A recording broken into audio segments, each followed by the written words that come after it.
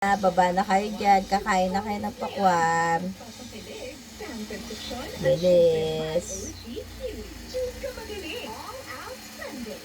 May magalaman si Anne. Nakita na pala tayo dati. 8 years ago. Sila na ba ang nakatadhana sa isa't isa? Ba, kasweet. Kasweet. Nihimuran pa.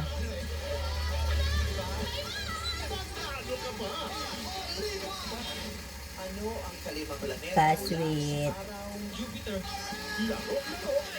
Sa It's Showtime! Di mapagpuntahan, di matututunan. Nagkakasundo ang bayan sa Mega Manila CMA Radio. Kasweet-sweet naman eh.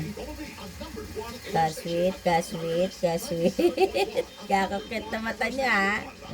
Kapupungay nyo ha. Kapupungay ha. Yung isa kain ng pakwan. Oh. Favorite nila yung pakwan eh. Oh. Ang cute. Sobrang cute. Ha? Baka mga baby na yan. Baka mga buntis na yan. Buntis na yung mga alaga ko na yan. Baka kaya tulog yan ha. Buntis na yan. Ha? Baka kaya tulog, buntis na.